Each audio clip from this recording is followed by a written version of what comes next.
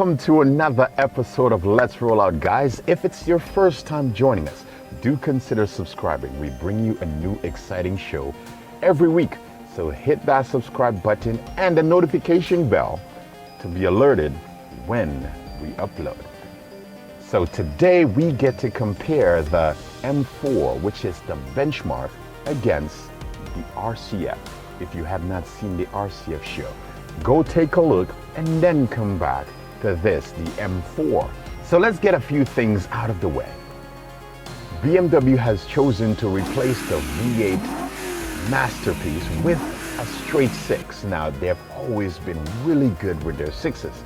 Force induction is now applied and we're here at 425 horsepower. So they've boosted it up from its predecessor, which was only at 414. The torque is also up as well because we're at 395 in the E92. With the F82, we've got 406. Torque now comes in at 1850 RPM. So we get full power really early. The Lexus Rcf was an extremely good car. It was fantastic on the outside and the inside.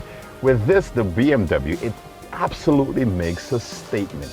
You cannot miss it. And with this color, you can't go wrong. This vehicle seems to make its presence known, and from the outside to the inside. Now inside here, some people may say they're known to be very stark and limited in how they have present themselves, but BMW has always been about the drive. They will not kill you with the gadgets. It does have the sports steering wheel and the paddle shifters mounted on them because this car has the dual clutch transmission. So we've got 7 speeds to play with, and of course it's going to the back wheels.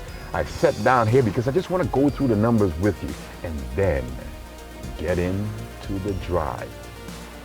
This vehicle is practical even though it is a sports car. I am able to fit into the back seat comfortably. Now, pushing my head back, I am making contact with the roof, but if I'm sitting upright, it is very comfortable. I can move my head from side to side. The fact that you are able to fold the seats down and make this into an everyday vehicle also give it the practicality that the Lexus Rcf did not have. Now, let's go drive. This car has a weight distribution of 52.7 over the front wheels and 47.3 over the back wheels. So it is almost perfectly balanced. Now what that does is to give you that fantastic drive in the twisties, in the corners, and M vehicles are known to be absolutely fantastic driver's car. What I have to say, the driving position immediately in this vehicle, it is so good. You feel low down in the cockpit. This car has really comfortable seats. Now when stacked up against that of the Rcf, in my opinion, I thought the Rcf seats were a lot more comfortable. BMW has gone to lengths to lighten the weight of this car. We've got aluminum panels, carbon fiber roof. When stacked up against the Rcf, this car is 428 pounds lighter than the Rcf. Now with that car, when we drove it, once you hit the RPMs above 4,000, the vehicle became a fantastic car to drive. The 7-speed transmission does come with 3 different modes for its adjustment, and the steering has 3 different modes. Customization is what you get so much with this car. You can adjust how fast you want your gear shifts to be, how aggressive, and you can program it to your steering wheel, so it makes it fast, easy access. And then it's something that they've brought forward from the E92. And if you haven't seen that show, we featured an E92, an E46 on our show, and it's just great to see how the cars have progressed, how much better they've become. You do get that signature tight feel in the car. And even though you have a really tight suspension, the vehicle doesn't seem to be overly bumpy. The 0 to 100 kilometer time from BMW has been rated at 4.1 seconds to 100 kilometers an hour. But there have been tests done that put this vehicle even better than that. At 3.9, BMW has always been notorious for underrating their cars. I want to see how well it accelerates, of course, and today we are on the M strip. So let's switch everything over into full aggressive mode. Now, once you've done that, the heads-up display comes in to give you the perfect shift points. The gear shifts are set to the fastest setting, and we do have that traction control light which turns off, but it does not fully cut traction control off. So you still have some driving safety built into the car. We are going to be launching. Ready?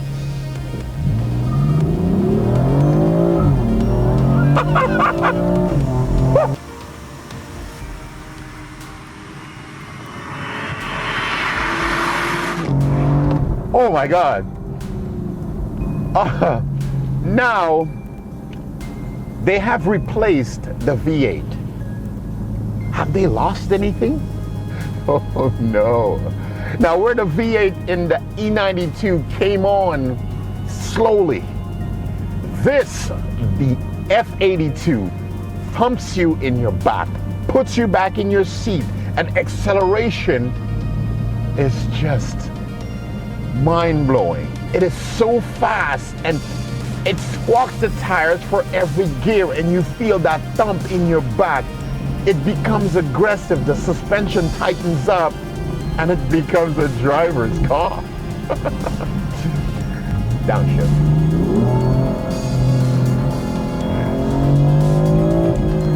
Now, when stacked up against that of the E92 M3, of course, it is extremely effective, that's for sure, but the sound is lacking when compared to that.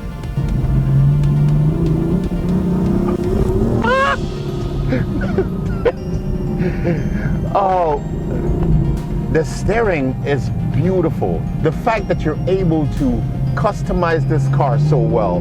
You can have everything fully aggressive. You can have everything fully aggressive, but yet still have a nice soft steering feel. The gear shifts are so good.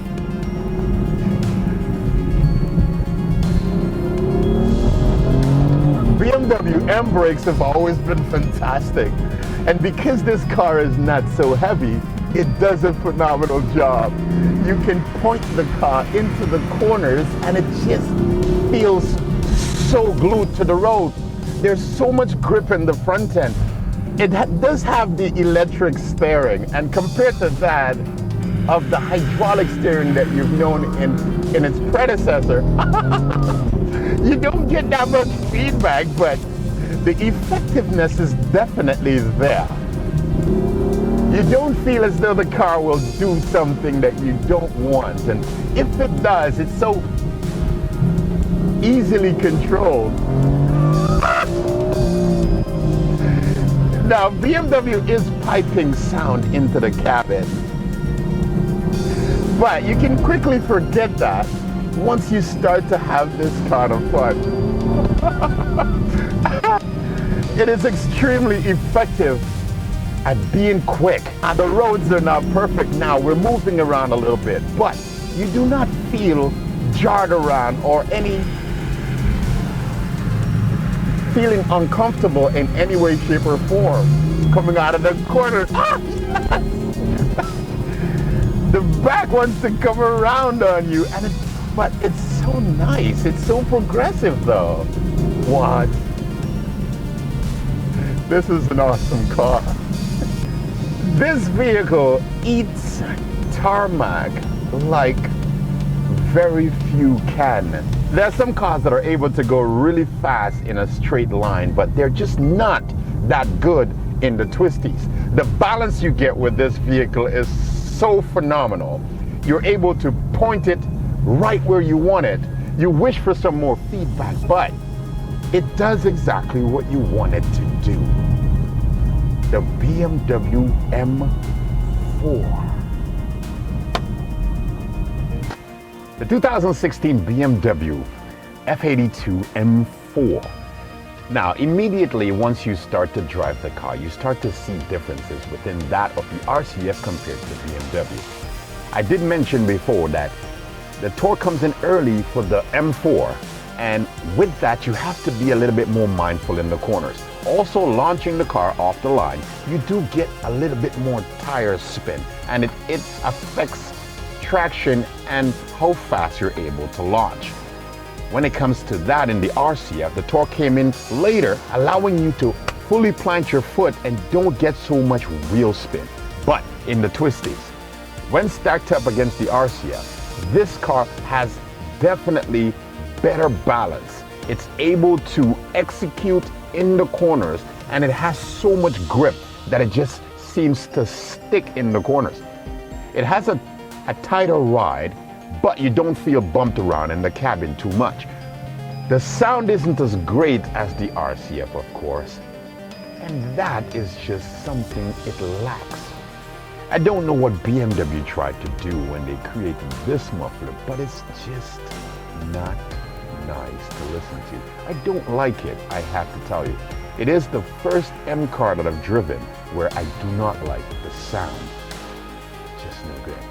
But from a driving standpoint, it has raised the bar, and you can definitely see why it is the benchmark. Now, once again, thank you for joining us, guys, and I always enjoy having you. See you in our next episode.